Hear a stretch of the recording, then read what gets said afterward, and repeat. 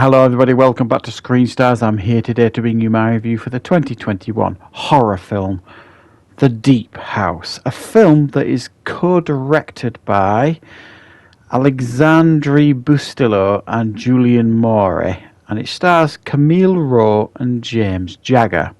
And it focuses on these two characters, Tina and Ben, who head off to France. They've got I guess their own YouTube channel, their own blog sort of thing. And they're going to kind of, film some really nice stuff to get some, good views, good likes on all the content that they put up.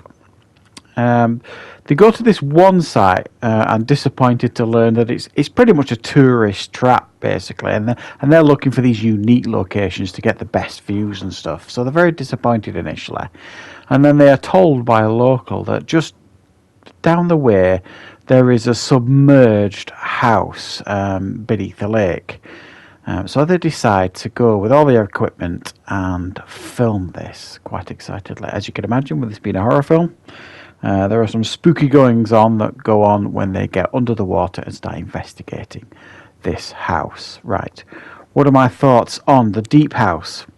Well, in my description at the beginning, I almost said the found footage horror film. Now, this is pretty much found footage, I suppose, for many aspects of it. Much of this film is filmed from their perspective in regards to the cameras that they're using, certainly underwater, and at the beginning of the film you see him filming her, etc. But there are other scenes as well where it's not found footage and there's just scenes of them sat at a bench talking, this, that and the other. So it's a bit of a combination, but there's an awful lot of found footage type stuff going on in this film, which is a good thing for me because I like found footage. Now, I think the concept here is excellent. I've never really seen a horror film like this, certainly not one of this style, kind of pretty much found footage, where they're like investigating a submerged house sort of thing.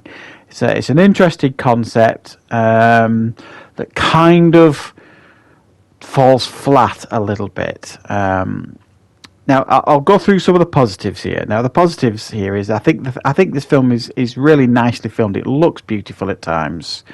It looks like it's got some really good, quite good production values going on for a found footage type film. And the performances by the two lead actors, Camille Rowe and James Jagger, are excellent. I believe them. I believe their performance. And the sense of panic that they display under the water when they have to was all very good and very believable. And a big chunk of this film is underwater. Now that is a challenge in itself, I'm fairly sure.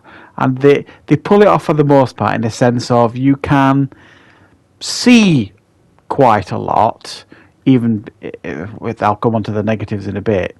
But for a film of this kind of budget, and it's not bargain basement type budget here. There's obviously a little bit of a budget gone into this. The underwater scenes, I think, are fairly effective and suitably claustrophobic, which is, a real sense that you get from this film. They're going for a real claustrophobic feel on more than one occasion here in the water, and that does work.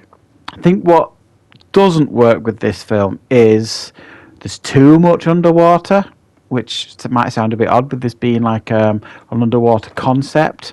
Maybe it would have worked better if there was like something on the surface they investigated first, that start, with some spooky stuff going on, and then they go underwater to investigate further. Actually, the property goes further into the water, and it just escalates from there. For me, there's too much going on in the water, and it's very, very difficult to follow everything that's going on. And it gets very confused. It's almost like, some of these found footage films when they're running about in tunnels and there's flashlights going everywhere and it gets a bit disorientating. This is very much like that under the water. There's lots of screeching and screaming and yelling and then characters trying to calm each other down, this, that and the other. And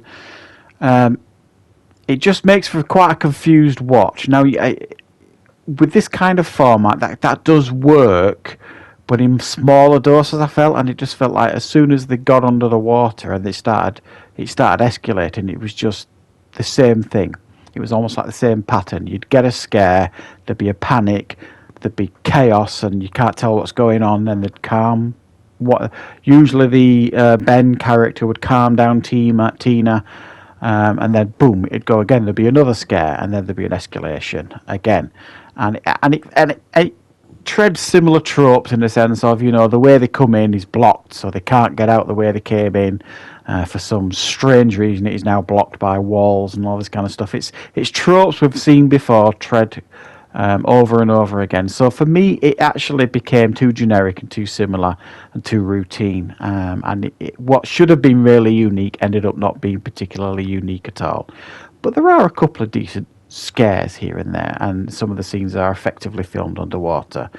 So I'm going to give this one a 5.5 out of 10. I don't think it's a bad film. I do think there's quite a lot here to enjoy. There's some decent elements here, some good shots underwater, and a couple of effective scares, but I think it could have been far, far better than the film we actually got. So thank you very much for watching.